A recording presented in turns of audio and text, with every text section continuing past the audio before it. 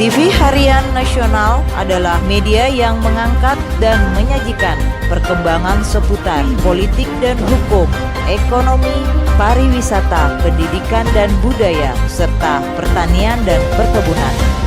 Itu baru kemudian apa posisi mahkamah terhadap semua itu. Makanya kami mengundang bapak-bapak dan ibu-ibu supaya kami memiliki pemahaman yang komprehensif tentang apa yang didalilkan oleh para pemohon ini. Jadi itu pentingnya. Jadi kalau tadi ada yang menyebut fakta ini, itu semuanya ada dalam permohonan. Buah masyarakat mengatakan kok nggak imbang pengacaranya. Yang hadir ini semua pengacara-pengacara top yang sudah puluhan tahun berperkara. Yang di sana Refli Harun nggak pernah bersidang. Pengacaranya 0 berapa itu? 01. Mulia Lubis cuma konsultan. Anda bisa lihat ya betapa hancurnya pembelaan mereka. Inti pokok dari permohonan mereka adalah adanya kecurangan, rakyat disogok dengan bansos. Kalau Sani jadi pengacaranya, pengacara perkara yang street lawyer yang sudah puluhan tahun, harusnya saya akan kumpulkan 5 masyarakat dari tiap kabupaten penerima bansos, terutama yang berpihak, bawa ke MK ratusan. Ini mereka tidak lakukan. Mereka terpengaruh sama pejabat kosong dari Rocky Gerung.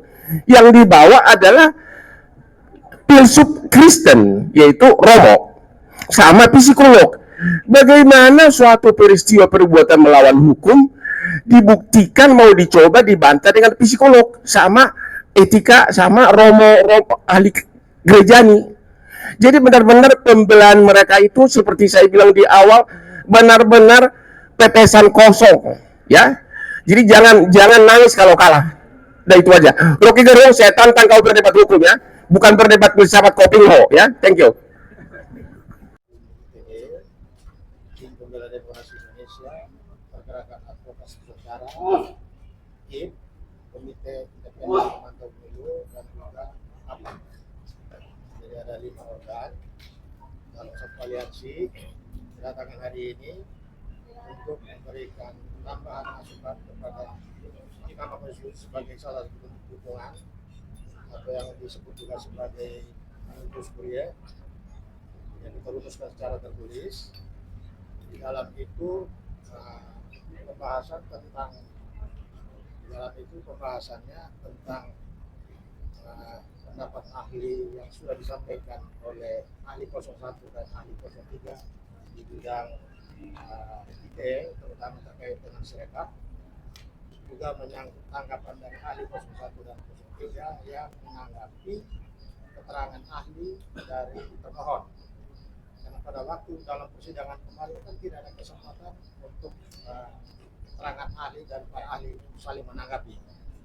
Karena ini sangat penting sehingga counter dari ahli 01 dan 03 terhadap keterangan ahli menyangkut Sirekap yang disampaikan oleh ahli dari termohon itu dibuat di sini untuk diserahkan kepada Mahkamah Konstitusi. Kemudian kita juga memberi penguatan kepada Mahkamah Konstitusi karena kita tahu pada detik-detik ini 8 hakim konstitusi ini dipastikan berada dalam konflik pertentangan batin yang luar biasa karena menarik kepentingan. Seperti kita dengar sekarang ini banyak pendapat masyarakat menyatakan putusannya seperti apa. Karena hakim Mahkamah Konstitusi tidak hanya sekedar corong, kan sangat berkepentingan agar rejim ini tidak menghilangkan sejarah Partai Ka'bah yang menjadi sahabat PD Perjuangan. Nah, dalam rangka survival sebagai Partai Ka'bah, ya kami dorong P3 untuk melakukan komunikasi politik. Karena itu menjadi bagian dari sejarah bangsa ini. Jika jangan sampai ada niatan untuk menghilangkan sejarah Partai Persatuan Pembangunan tersebut. Ya, jadi kami dukung langkah-langkah P3 untuk melakukan komunikasi politik karena ketika pemilu kemarin ada pihak-pihak yang melakukan operasi politik untuk mendorong partai tertentu termasuk PSI sehingga akhirnya membuat P3 tergerus. Itu hasil operasi politik. Berarti kalau dorongannya itu artinya pindah koalisi gimana tuh Pak? Rekonsiliasi politik ini gimana nanti Mas Arto? Kami hadirkan ahli-ahli yang dengan sangat baik telah menjelaskan tentang proses permohonan kami ini. Kami mendalilkan telah terjadi pengkhianatan konstitusi, pelanggaran konstitusi dan pelanggaran azas bebas, jujur, dan adil. Dan alhamdulillah ahli-ahli kita, baik itu ahli dari keuangan negara, ahli tata negara, ahli survei, ahli IT, ahli administrasi negara, telah menjelaskan dengan clear dan sangat profesional bahwa peristiwa yang kami dalilkan sangat bisa dipertanggungjawabkan untuk betul-betul menjadikan bahan pertimbangan bagi hakim.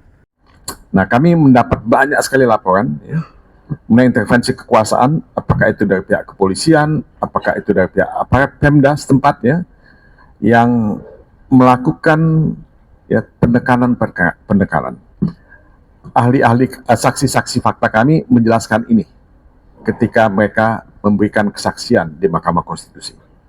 Ya, mereka dipaksa untuk memilih, ya, ditekan untuk memilih, diberikan bansos dengan karung beras yang bulog, ya, tapi ada gambar Prabowo dan Gibran. Itu disampaikan. Jadi hakim Mahkamah Konstitusi tahu benar hal ini. Kemudian ketidaknetralan ASN. Ini diakui dan ada beritanya di media bahwa ASN itu tidak netral sama sekali. Ini seperti suasana Orde Baru gitu. Ketika Korpri menjadi bagian dari mesin politik Golkar untuk memenangkan pemilu pada waktu itu. Nah, ASN tidak menjadi bagian dari partai politik, tapi ASN bagian dari upaya untuk membangun dinasti ya kekuasaan yang ada di Indonesia ini. Nah, yang terakhir itu pengangkatan pejabat-pejabat kepala daerah yang dilakukan sebelum ya pencoblosan, beberapa waktu sebelum pencoblosan. Nah, mereka ini juga menjadi ujung tombak dari mesin kekuasaan untuk melanggengkan kekuasaan dan membangun dinasti kekuasaan.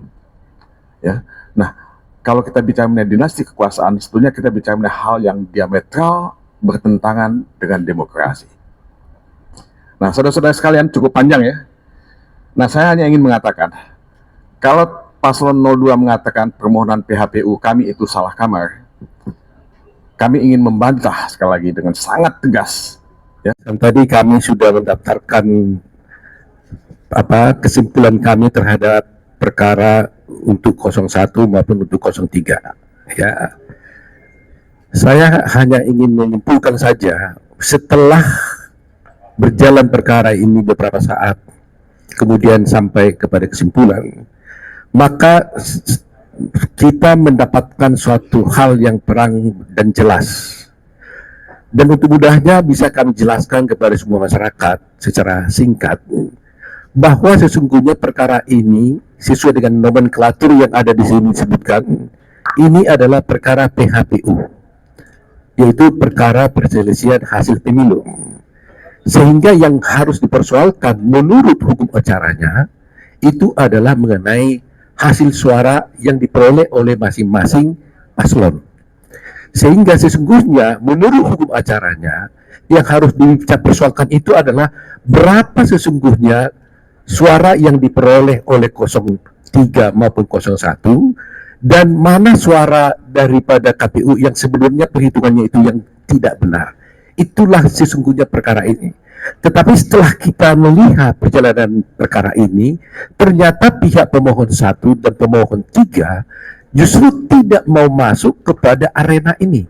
Mereka masuk kepada arena bahwa tidak mempersoalkan dan tidak mau tahu dengan hukum acara yang ada, yang sudah diatur di dalam Undang-Undang Pemilu, yaitu harus mengenai perhitungan suara. Mereka masuk dengan mengatakan, kami mengajukan gugatan bukan dengan PHPU, kami mengajukan gugatan adalah dengan dasar adanya kecurangan yang diduga dilakukan oleh 02, sehingga mereka memohon diskualifikasi.